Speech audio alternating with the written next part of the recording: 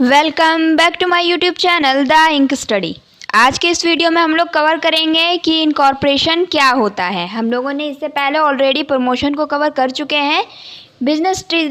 हम लोग जैसे कि बिजनेस स्टडीज़ का सेकंड चैप्टर पढ़ रहे थे और ये हमारा टॉपिक चल रहा था formation of joint stock company.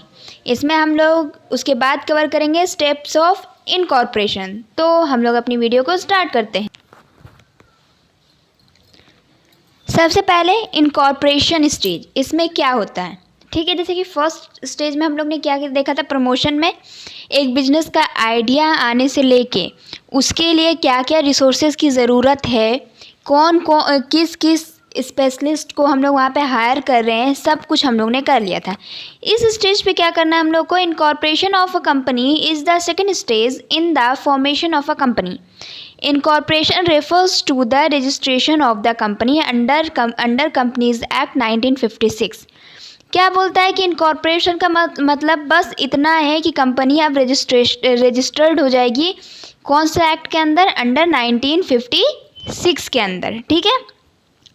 The main steps under the incorporation stage. अब इसमें भी स्टेप्स क्या क्या हैं, चलिए देखते हैं। सबसे पहला क्या है, feeling of necessary documents.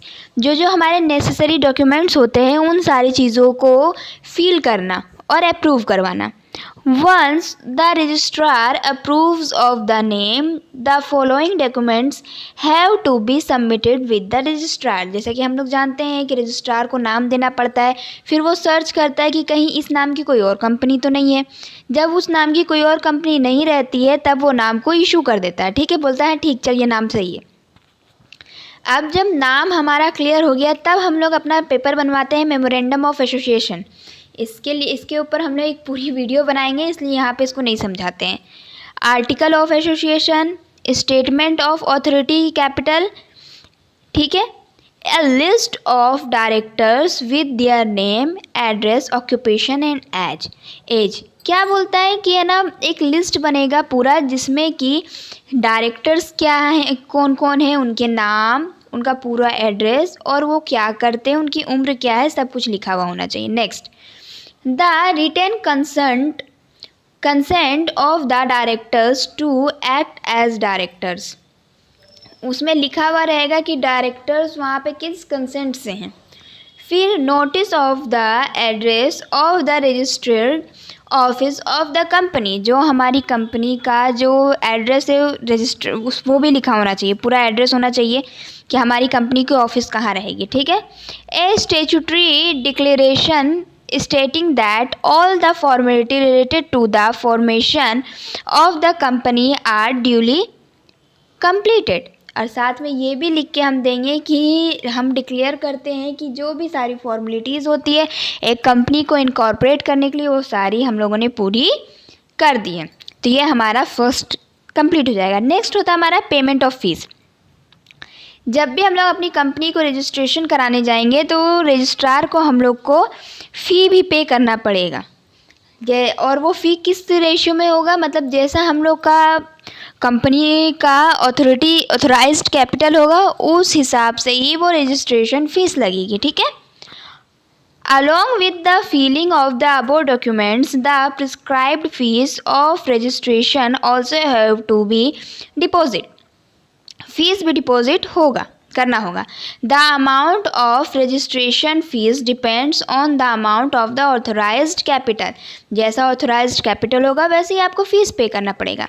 Next है हमारा रजिस्ट्रेशन में क्या है, the registrar verifies all the documents submitted and he also checks the receipt of fees deposit. क्या करते हैं, रजिस्ट्रार पहले देखता है कि क्या जो भी डॉक्यूमेंट्स आए वो सब सही है या नहीं है।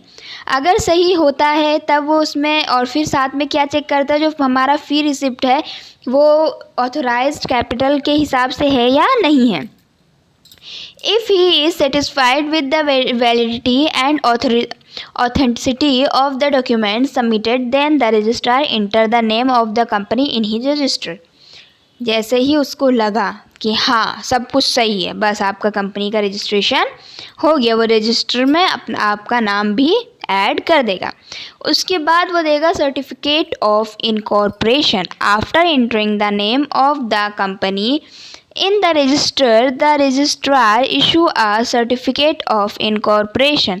उसके बाद वो एक सर्टिफिकेट देता है इनकॉर्पोरेशन का। अब उस दिन से ही आपकी कंपनी जो है एक अलग लीगल एंटिटी बन गई है।